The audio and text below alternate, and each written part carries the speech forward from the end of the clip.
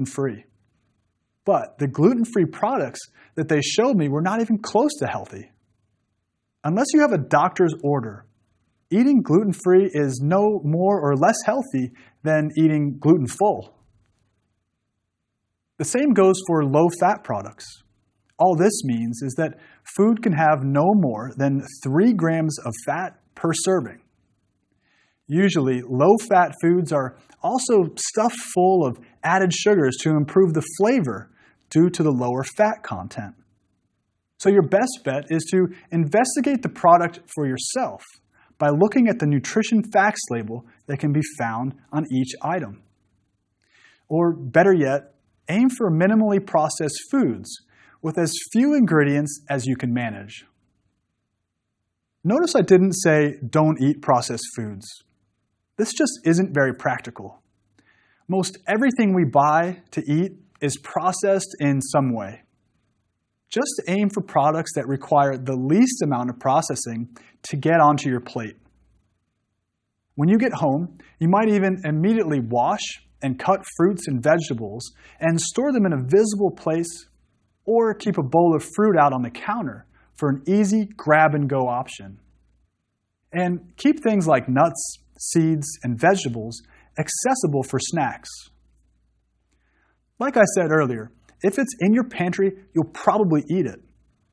So try keeping foods you don't want to be tempted by out of your house. I had a client who told me that she only kept those off-limit types of foods in her house for her kids and her husband. You see, she had not yet found support from her family for her body composition and health goals. That's an important part of it, and maybe it can be a family decision to get some foods out of the house during the week.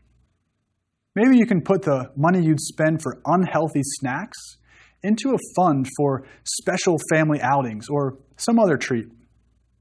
You might even try keeping a list of non-food treats for yourself and when you're tempted to reach out to food to calm down or distract you. Simple changes to your grocery habits and your kitchen setup will enable you to make better choices and help meet your goals.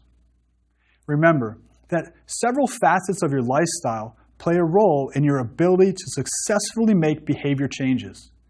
So take note of these and slowly address them over time. As you implement one change at a time, you might wonder what sort of results you can anticipate.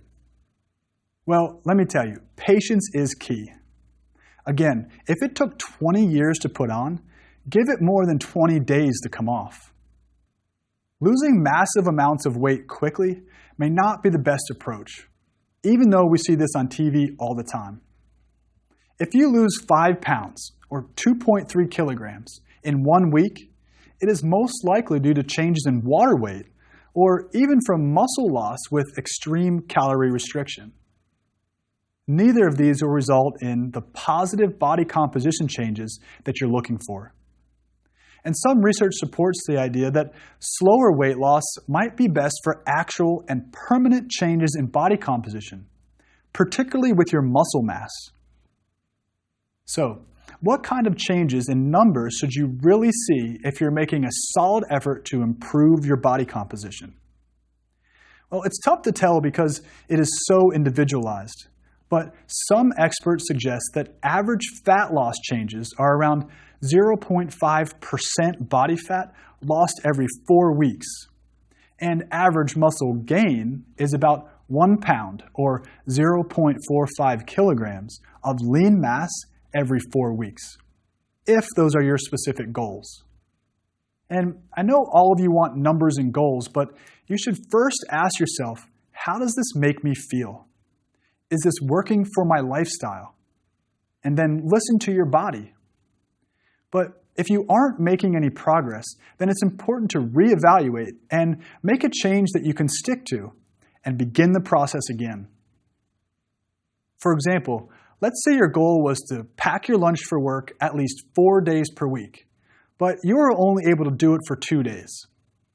Now, identify what didn't work. Perhaps you waited until the morning to pack your lunch and ran out of time. Maybe you didn't buy the right foods at the store. So recheck some items on those grocery store lists. Well, these barriers should become the focus of your change. For instance, you might leave a note on your bathroom mirror to remind you to pack your lunch before bed. Being aware of what your progress should look like and being prepared to encounter barriers and relapses are both very important to your overall success. Behavior change is the ultimate combination of everything we've discussed. The fascinating field of body composition, exercise, nutrition, and health is rigorously scientific. And what we know is growing and changes all the time. Ignore the fads.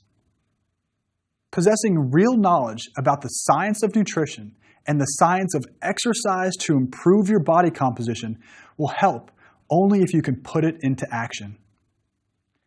Unfortunately, there's a huge difference between knowing what to actually do and then actually doing it.